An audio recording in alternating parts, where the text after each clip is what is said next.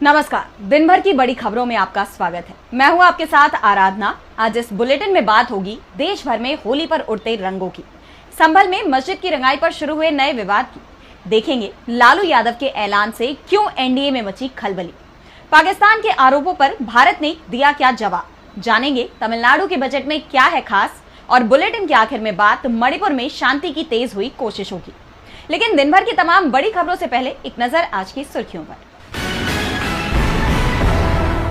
आम आदमी पार्टी के सांसद संजय सिंह का बड़ा आरोप, कहा पीएम मोदी को हमेशा प्रधानमंत्री बनाए रखने के लिए काम कर रही सरकार। फडणवीस के मंत्री संजय शिरसाट का दावा, शरद खेमे में आने वाला है भूकंप, अजित पवार के साथ आएंगे जयंत पाटिल। कर्नाटक के पूर्व मुख्यमंत्री येदियुरप्पा को बड़ी राहत, पॉक्सो मामले में पेशी से कर्नाटक हाईकोर्ट ने दी राहत। पुतिन ने पीएम मोदी और डोनाल्ड ट्रंप को कहा शुक्रिया, यूक्रेन संग युद्ध विराम पर जताई सहमति। ये तो थी सुर्खियां। अब बात आज की सबसे बड़ी खबर की। देश भर में आज होली पर्व हर्षोल्लास के साथ मनाया गया। होली के दिन ही रमजान का जुमा भी था। ऐसे में प्रशासन को कई जगह सख्त रुख भी दिखाना पड़ा। 64 साल बाद रमजान का जुमा और होली एक साथ पड़ी है, जिसके चलते इस दिन जमकर सियासत भी होती रही। देखिए ये रिपोर्ट। 14 मार्च का दिन बेहद खास रहा, क्योंकि 4 मार्च 1961 यानी 64 साल बाद ऐसा मौका पहली बार आया जब होली और रमजान का जुमा एक ही दिन पड़ा, जिसके चलते पिछले दिनों सियासत भी काफी गरमाई रही। खासकर बीजेपी नेताओं और विधायकों ने समुदाय विशेष के खिलाफ बयानबाजी भी की, लेकिन पूरा दिन माहौल शांतिपूर्ण रहा। किसी भी अव्यवस्था या हुड़दंग से बचने के लिए देश भर में पुलिस प्रशासन अलर्ट रहा। संवेदनशील राज्यों में फ्लैग मार्च किया गया। उत्तर प्रदेश, बिहार, छत्तीसगढ़, मध्य प्रदेश, राजस्थान के अति संवेदनशील इलाकों में ड्रोन सीसीटीवी से निगरानी की गई। सोशल मीडिया पर भी नजर रखी गई। उत्तर प्रदेश के बरेली, शाहजहांपुर, अलीगढ़, संभल समेत कई जिलों की मस्जिदों को तिरपाल से ढक दिया गया था, ताकि होली के जुलूस के दौरान विवाद के हालात न बने। मध्य प्रदेश में इंदौर के महू में पुलिस ने मुस्लिम समुदाय से अपील की कि अगर होली के रंगों से दिक्कत हो तो मस्जिदों को प्लास्टिक से कवर कर दें। छत्तीसगढ़ में जुमे की नमाज के समय में बदलाव किया गया था। बिहार में भागलपुर के तातारपुर मस्जिद के पास सड़क पर नमाज पढ़ी गई। सहारनपुर के कांग्रेस सांसद इमरान मसूद ने कहा, पहली बार होली के रंगों में नफरत ढूंढी जा रही है। मैं प्यार का संदेश देने के लिए होली मना रहा हूं। यही देश की संस्कृति है और हम सभी त्योहार मिलजुल कर मनाते हैं। यानी कहा जा सकता है कि होली से पहले समुदाय विशेष को बरगलाने की खूब कोशिश तो की गई। दोनों समुदायों के बीच तनाव पैदा करने की भी कोशिश हुई, लेकिन पूरा देश जश्न में डूबा रहा और जगह जगह से होली मनाने की और नमाज पढ़ने की तस्वीरें सामने आई। रंगों के त्योहार होली को लेकर ही सियासत नहीं चल रही, बल्कि सियासत इस बात को लेकर भी हो रही है कि ये रंग कैसा है। इलाहाबाद हाईकोर्ट की तरफ से संभल की जामा मस्जिद की रंगाई पुताई के आदेश दिए गए थे, लेकिन अब रंगों पर ही सियासत शुरू हो गई है। तो क्या है पूरा मामला, देखिए ये रिपोर्ट। इलाहाबाद हाईकोर्ट के आदेश के बावजूद संभल की जामा मस्जिद में रंगाई का काम अटक गया है। कोर्ट ने एएसआई की निगरानी में मस्जिद में रंगाई के काम के आदेश दिए थे, लेकिन किस रंग से मस्जिद को रंगा जाएगा, अब इसे लेकर विवाद शुरू हो गया है। वैसे मस्जिद में पेंट का काम 13 मार्च से ही शुरू होना था, लेकिन रंग के चलते काम में रुकावट आ गई। हरि मंदिर के पक्षकारों ने मस्जिद पर हरे रंग के पेंट का विरोध किया है और सफेद पेंट की मांग की है, तो वहीं कुछ लोग हरे रंग के विरोध में भगवा पेंट करने की मांग भी कर रहे हैं। हरि मंदिर के पक्षकार संत ऋषि राजगिरी और बाल योगी हिंदुओं के साथ संभल कोतवाली में डीएम के पास पहुंचे। उन्होंने ढांचे पर हरा पेंट किए जाने पर आपत्ति जताई और सफेद पेंट की मांग की। संतों ने ढांचे को विवादित बताया और हरे रंग के विरोध में भगवा पेंट करने की मांग की। इसके अलावा ऋषि राजगिरी ने होली पर पूजा करने की भी मांग की। आपको बता दें कि हाईकोर्ट ने जामा मस्जिद के बाहरी दीवारों के रंग रोगन का आदेश एएसआई को दिया है। एक हफ्ते में एएसआई की देखरेख में ही जामा मस्जिद में पुताई होनी है, जिसके बाद एएसआई की टीम जामा मस्जिद पहुंची। जामा मस्जिद के सदर से मुलाकात के बाद पुताई का काम शुरू होना था, लेकिन जिस तरह से संतों ने हिंदुओं के साथ पहुंचकर हरे पेंट से पुताई कराए जाने का विरोध किया, उसकी वजह से गुरुवार को पुताई शुरू नहीं हो सकी, जिसके बाद विवाद बढ़ता चला गया। और अब ये देखने वाली बात है कि हरे रंग और भगवा रंग का विवाद कितना आगे बढ़ता है। रंगों को लेकर चल रही सियासत के बीच बिहार का सियासी पारा अचानक हाई हो गया। बिहार में इसी साल विधानसभा चुनाव होने हैं और लालू यादव ने एक बार फिर नीतीश कुमार को लेकर बड़े संकेत दे दिए हैं। तो क्या कुछ कहा है लालू यादव ने, देखिए इस रिपोर्ट में। बिहार में जारी सियासी सुगबुगाहट के बीच नीतीश कुमार की महागठबंधन में वापसी को लेकर चर्चा तेज हो गई है और इसकी वजह है आरजेडी प्रमुख लालू यादव का ट्वीट। दरअसल होली पर सभी ने एक दूसरे को बधाइयां दी। इसी सिलसिले में पूर्व सीएम लालू यादव ने भी एक्स पर होली का बधाई संदेश पोस्ट किया। लेकिन लालू ने लिखा, हर पुरानी बात भूलकर आओ करे नई शुरुआत, प्रेम और अपनत्व के भाव से समाज में हो हर बात। इस बधाई संदेश की पहली लाइन को लेकर अब कयास लगाए जा रहे हैं कि क्या होली की बधाई के बहाने लालू यादव ने नीतीश कुमार को महागठबंधन में वापसी करने का न्योता दे दिया है। कहा जा रहा है कि इस पहली लाइन के जरिए लालू ये बात नीतीश कुमार से कह रहे हैं कि आओ हर पुरानी बात भूलकर हम बिहार की राजनीति में दोबारा नई शुरुआत करते हैं। अब लालू के इस पोस्ट का खैर कोई भी मतलब हो, लेकिन नीतीश की पलटी मारने की फितरत को जानने वाले इसे नीतीश कुमार के लिए लालू का बड़ा इशारा मान रहे हैं। पहले तेजस्वी ने नीतीश के पलटने की बात कही और अब लालू ने संकेतों में नीतीश को एक बार फिर से न्योता दे दिया, जिससे बीजेपी की चिंता बढ़ गई है। तो उसकी चिंता को महात्मा गांधी के परपोते तुषार गांधी ने भी बढ़ा दिया है। उन्होंने संघ और बीजेपी पर एक बार फिर तीखा हमला किया है। तो क्या कुछ कहा तुषार गांधी ने, देखिए इस रिपोर्ट में। महात्मा गांधी के परपोते तुषार गांधी के बयान पर सियासत गर्मा गई है। जगह जगह उनके खिलाफ प्रदर्शन किए जा रहे हैं। तुषार गांधी के खिलाफ नारेबाजी की जा रही है। उनसे उनका बयान वापस लेने की मांग उठ रही है। यहाँ तक कि बीजेपी और आरएसएस ने तो उनकी गिरफ्तारी की भी मांग कर दी, जिस पर अब तुषार गांधी की प्रतिक्रिया सामने आई है।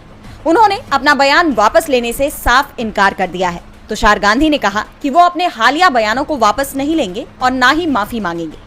उन्होंने आगे ये भी कहा कि इस घटना ने गद्दारों को बेनकाब करने के मेरे संकल्प को मजबूत किया है। ये एक ऐसी लड़ाई है जो आजादी की लड़ाई से भी ज्यादा जरूरी है। अब हमारा एक साझा दुश्मन है, वो है संघ। उन्हें बेनकाब किया जाना चाहिए। गांधी ने कहा कि उन्हें चिंता है कि उनके परदादा की जान लेने वालों के वंशज महात्मा गांधी की प्रतिमा के पास जाएंगे और उस पर गोलियां चलाएंगे, जैसा कि उन्हें करने की आदत है। तुषार गांधी के तेवरों से साफ है कि बीजेपी चाहे कितना भी प्रदर्शन कर ले, वो अपने बयान वापस नहीं लेंगे और संघ और बीजेपी के खिलाफ अपनी जंग जारी रखेंगे। आपको बता दें कि बीते दिन तुषार गांधी तिरुवनंतपुरम के नैया तिनकारा में गांधीवादी पी गोपीनाथन नायर की प्रतिमा के अनावरण के लिए पहुंचे थे। इस दौरान अपने भाषण में उन्होंने बीजेपी और आरएसएस को खतरनाक और छिपे हुए दुश्मन बता दिया। तुषार गांधी ने कहा कि हम बीजेपी को हराने में सक्षम होंगे, लेकिन आरएसएस जहर है। हमें इसके प्रति बहुत सतर्क रहना होगा, क्योंकि अगर यह हमारे देश की परिसंचरण प्रणाली में फैल गया तो सब कुछ खत्म हो जाएगा, जिस पर बीजेपी और संघ ने खासी आपत्ति जताई है। भाजपा ने दावा किया कि तुषार गांधी अपने वंश से लाभ उठाने की कोशिश कर रहे हैं और उनकी गिरफ्तारी की भी मांग की, लेकिन तुषार गांधी भी अपने बयान पर अडिग हैं। ऐसे में यह विवाद और बढ़ने की संभावना जताई जा रही है। तुषार गांधी ने बीजेपी और आरएसएस को तीखा जवाब दे दिया है, तो जवाब पाकिस्तान को भी मिला है। पाकिस्तान की तरफ से भारत पर आरोप लगाया जा रहा था कि उसके यहाँ ट्रेन हाईजैक मामले में भारत का हाथ है। इन आरोपों पर अब भारत ने पाकिस्तान को आईना दिखा दिया है। तो क्या कहा है भारत ने, देखिए इस रिपोर्ट में। पाकिस्तान में ट्रेन हाईजैक की घटना ने पूरी दुनिया को चौंका दिया है। एक तरफ पाकिस्तानी सेना का दावा है कि उन्होंने सभी बलूच विद्रोहियों को ढेर कर दिया है और सारे बंधक भी छुड़ा लिए हैं, लेकिन बीएलए ने उनके इन दावों की पोल खोल दी है। बलूच विद्रोहियों का कहना है कि उनके पास अभी भी 150 बंधक है। ट्रेन पर उनका नियंत्रण है। बीएलए ने शहबाज सरकार को चुनौती भी दी कि अगर उनका दावा सच है तो वो इस रेस्क्यू की कोई तस्वीर क्यों जारी नहीं कर रहे। साफ है, ये ऑपरेशन अब तक खत्म नहीं हुआ है। उन्होंने पाकिस्तान पर सैनिकों और बंधकों को उनके हाल पर छोड़ देने का आरोप लगाया। बलूच विद्रोहियों ने जोर देकर कहा कि अभी भी कई मोर्चों पर लड़ाई जारी है। बलूच आर्मी ने शहबाज सरकार पर गंभीर सवाल खड़े कर दिए हैं। वहीं भारत ने भी पाकिस्तान के आरोपों का कड़ा जवाब दिया है। पाकिस्तान का दावा था कि इस घटना के पीछे भारत का हाथ है। भारत अफगानिस्तान के रास्ते बलूच विद्रोहियों को सपोर्ट कर रहा है, जिस पर भारत के विदेश मंत्रालय ने बयान जारी कर पाकिस्तान को फटकार लगाई। विदेश मंत्रालय के प्रवक्ता रणधीर जायसवाल ने कहा कि हम पाकिस्तान द्वारा लगाए गए निराधार आरोपों को दृढ़ता से खारिज करते हैं। पूरी दुनिया जानती है कि वैश्विक आतंकवाद का केंद्र कहां है। पाकिस्तान को अपनी आंतरिक समस्याओं और विफलताओं के लिए दूसरों पर उंगली उठाने और दोष मढ़ने के बजाय अपने अंदर झांकना चाहिए। भारत ने पाकिस्तान के सभी आरोपों को सिरे से नकार दिया, लेकिन शहबाज सरकार के लिए मुश्किलें बढ़ती नजर आ रही हैं। सवाल उठ रहे हैं कि क्या वाकई में उन्होंने अपने लोगों को उनके हाल पे छोड़ दिया है। ट्रेन हाईजैक मामले को लेकर पाकिस्तान की सरकार मुश्किल में घिर गई है। भारत की तरफ से भी तीखा पलटवार किया गया है, तो दूसरी तरफ सियासत भारत में भी हो रही है। तमिलनाडु सरकार की तरफ से विधानसभा में बजट पेश किया गया और इस दौरान राज्य के वित्त मंत्री ने मोदी सरकार पर तीखा हमला भी किया। तो क्या है तमिलनाडु के बजट में खास, देखिए ये रिपोर्ट। तमिलनाडु में हिंदी को लेकर जारी विवाद के बीच राज्य का बजट पेश हुआ। वित्त मंत्री थंगम थेनारसू ने चेन्नई के फोर्ट सेंट जॉर्ज परिसर में विधानसभा सह सचिवालय परिसर के सभा हॉल में बजट पेश किया। बजट में राज्य की जनता के लिए कई ऐलान हुए, लेकिन अपने बजट भाषण में वित्त मंत्री ने केंद्र पर भी निशाना साधा। वित्त मंत्री ने कहा, कि केंद्र सरकार ने तमिलनाडु को स्वीकृत 2152 करोड़ रुपए की राशि रोक दी है, क्योंकि राज्य ने केंद्र सरकार की नई राष्ट्रीय शिक्षा नीति को स्वीकार नहीं किया है, जिसमें 3 भाषा नीति भी शामिल है। इसके बावजूद छात्रों के कल्याण को ध्यान में रखते हुए राज्य सरकार ने अपने स्वयं के संसाधनों से शिक्षकों के वेतन सहित धन आवंटित किया है, ताकि यह सुनिश्चित किया जा सके कि सरकारी स्कूल के छात्रों की शिक्षा पर किसी भी तरह का कोई असर न पड़े। उन्होंने आगे कहा कि इस अहम मोड़ पर भी तमिलनाडु के लोगों ने 2 भाषा नीति पर अडिग रहकर राज्य की गरिमा को बनाए रखने के लिए पूरे दिल से सीएम स्टालिन का समर्थन किया है। यहाँ तक कि इसके बदले राज्य को 2000 करोड़ रुपए गंवाने पड़े हैं। बताते चले कि तमिलनाडु का यह बजट अपनी घोषणाओं के अलावा रुपए के बदले हुए सिंबल को लेकर भी चर्चा बटोर रहा है, जहां रुपए के सिंबल की जगह तमिल सिंबल ने ले ली है। इससे साफ है कि 3 भाषा नीति पर तमिलनाडु सरकार केंद्र सरकार से आर पार के मूड में है। और बुलेटिन के आखिर में बात मणिपुर की। तो मणिपुर में करीब 2 साल से हिंसा का दौर चल रहा है। इस बीच राज्य से राहत की खबर भी सामने आई है।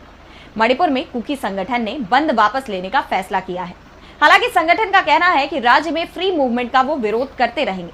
मणिपुर में शनिवार से ही अनिश्चितकालीन बंद जारी था और इस बीच अब ये खबर सामने आई है। देखिए ये रिपोर्ट। मणिपुर में कुकी जो काउंसिल ने पहाड़ी इलाकों में 9 मार्च की आधी रात से जारी अनिश्चितकालीन बंद को वापस लेने का फैसला ले लिया है। हालांकि काउंसिल केंद्रीय गृह मंत्री अमित शाह द्वारा घोषित फ्री मूवमेंट का विरोध करने पर अड़ी हुई है। ये बात कुकी जो काउंसिल ने एक बयान में कही। बयान में कहा गया है कि 13 मार्च की शाम से बंद वापस ले लिया गया है, लेकिन ये साफ करना जरूरी है कि गृह मंत्रालय द्वारा घोषित फ्री मूवमेंट का कुकी जो लोगों द्वारा कड़ा विरोध किया जाएगा, क्योंकि ये न्याय प्रक्रिया को कमजोर करता है।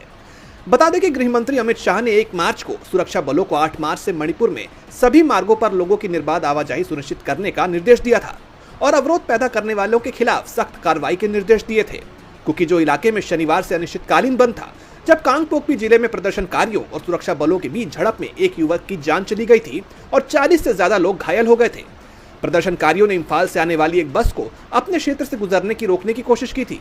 अलग राजनीतिक प्रशासन की अपनी मांग दोहराते हुए कुकी जो काउंसिल ने इस बात पर जोर दिया कि लोगों के लिए न्याय, शांति और प्रगति सुनिश्चित करने के लिए ये जरूरी है।